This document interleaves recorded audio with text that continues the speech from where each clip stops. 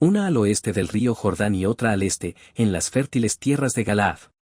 Esta división geográfica convirtió a Manasés en una de las tribus más grandes y estratégicas, influyendo tanto en las tierras altas como en las llanuras.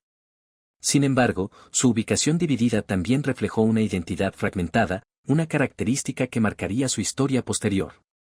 Tras la muerte del rey Salomón, el reino de Israel se dividió en dos: Judá en el sur, con capital en Jerusalén, e Israel en el norte, con capital en Samaria.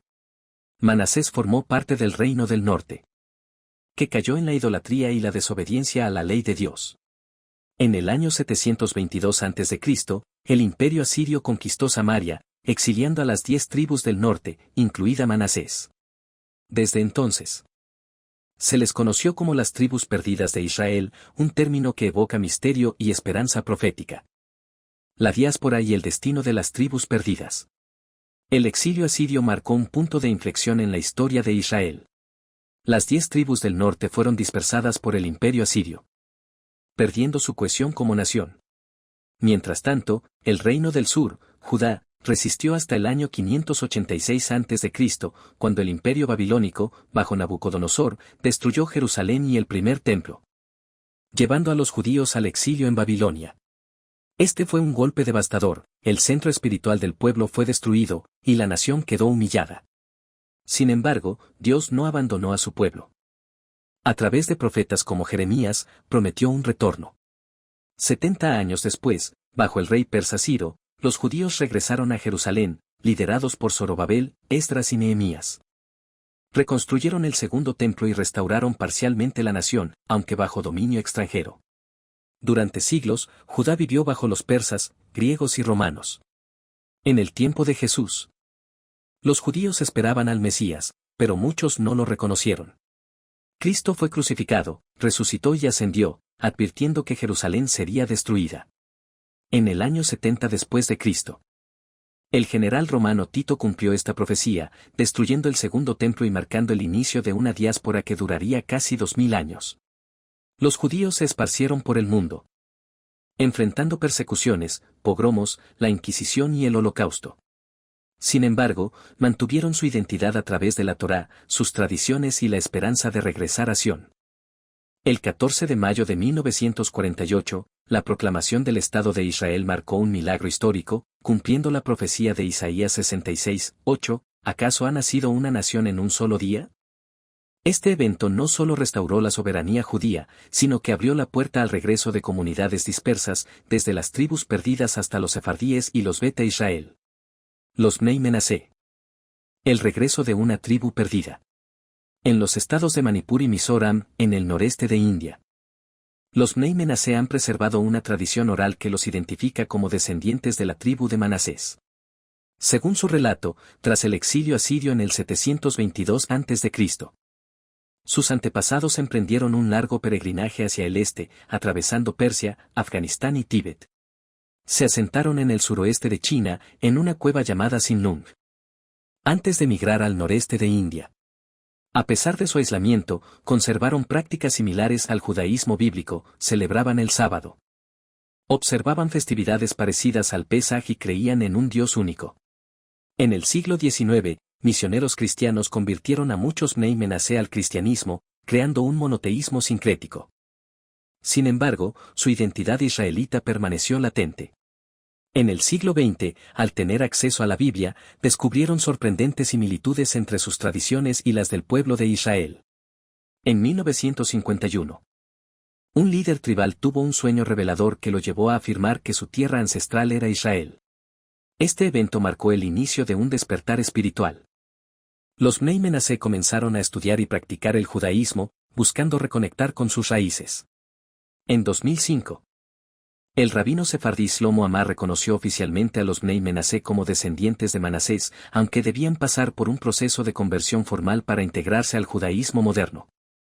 Desde entonces, miles han hecho aliyá, enfrentando desafíos como barreras lingüísticas, culturales y discriminación por sus rasgos asiáticos. A pesar de ello, su determinación ha sido inquebrantable. La historia de Sara, una mujer de 78 años, ilustra este sacrificio. Desde niña, le enseñaron que el mayor anhelo de su familia era regresar a Israel.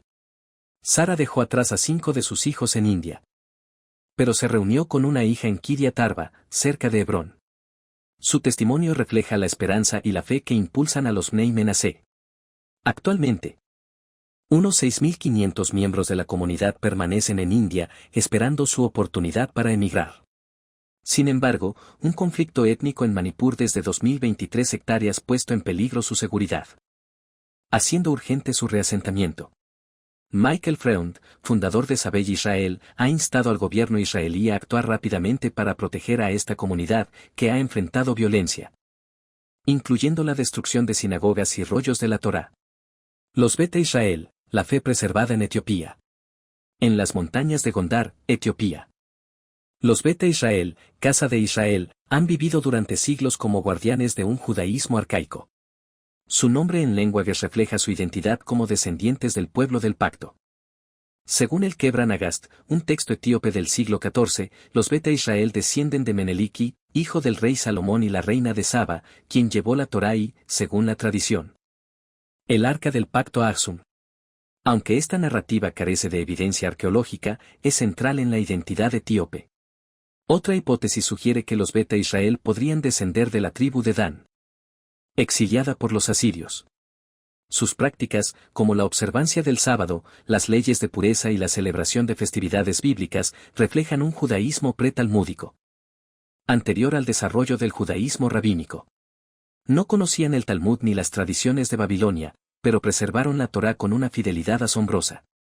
En 1973, el rabino Obadia Yosef reconoció a los Beta Israel como judíos, permitiendo su inmigración bajo la ley del retorno. En 1984, la Operación Moisés trasladó a más de 8.000 Beta Israel desde Sudán a Israel en una misión secreta durante una hambruna devastadora.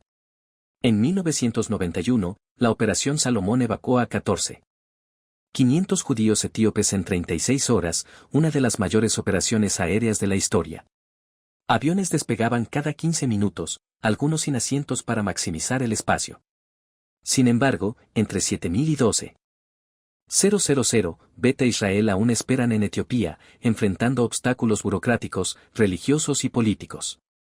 Algunos rabinos exigen conversiones formales, y muchos enfrentan discriminación en Israel. Nina Tamaño Sata, nacida en Etiopía en 1981, es un símbolo de esperanza para esta comunidad.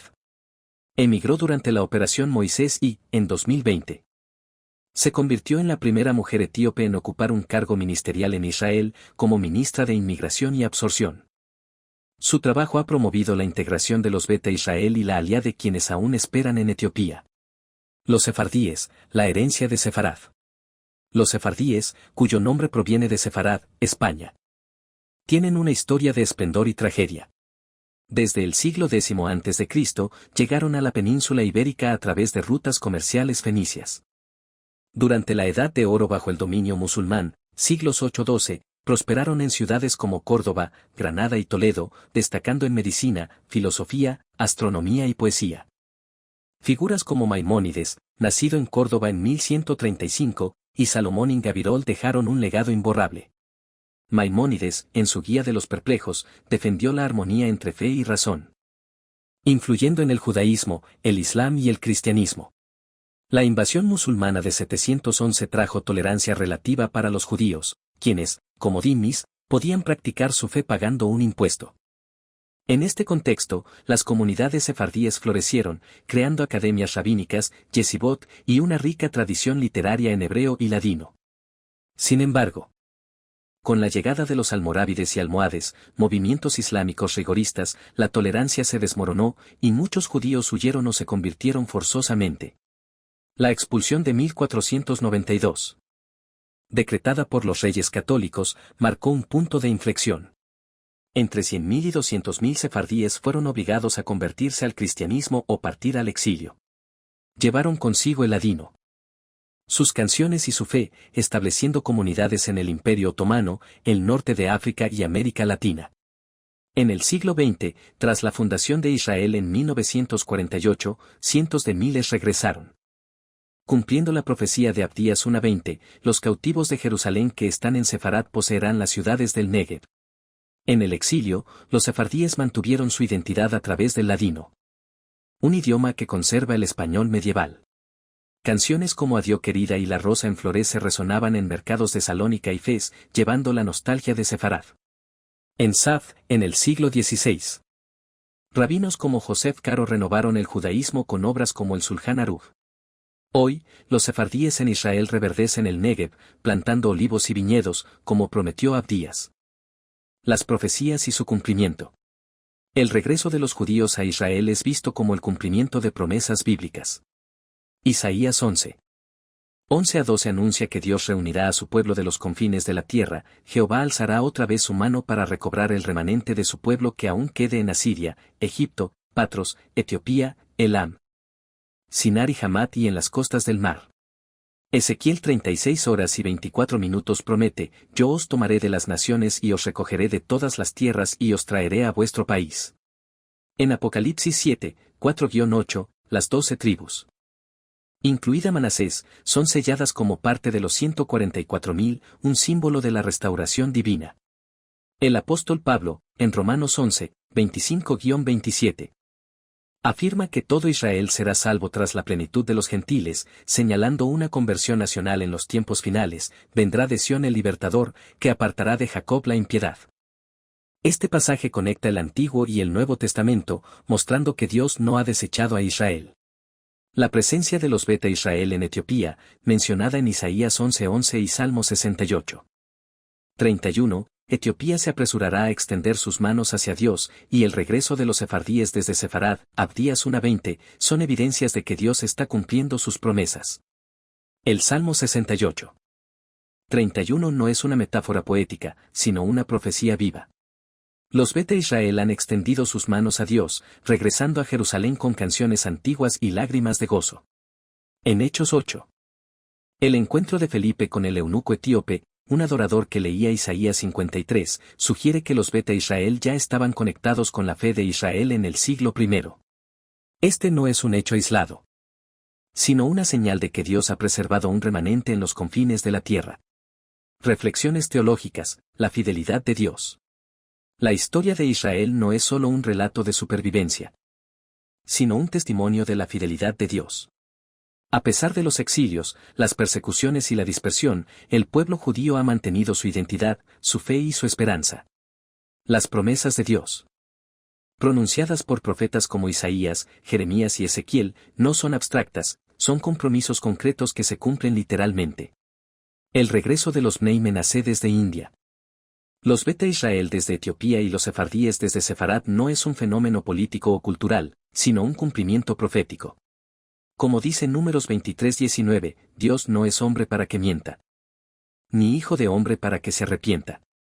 Cada comunidad que regresa a Israel es una pieza del rompecabezas escatológico, preparando el escenario para el retorno de Cristo.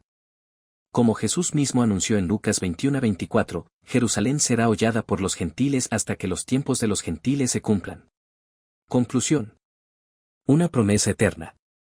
La historia de Israel es un río espiritual que atraviesa los siglos.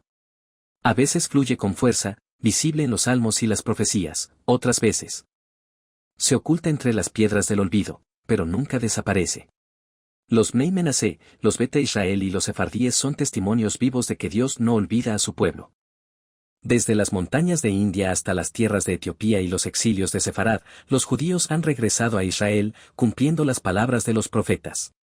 Hoy, al ver a los Bnei Menasé orando en hebreo, a los Beta Israel danzando frente al muro de los lamentos y a los sefardíes reverdeciendo el Negev, podemos afirmar que las promesas de Dios son inquebrantables. Te invitamos a reflexionar. ¿Qué significa para ti el regreso de Israel? Comparte tus pensamientos y únete a esta exploración de fe.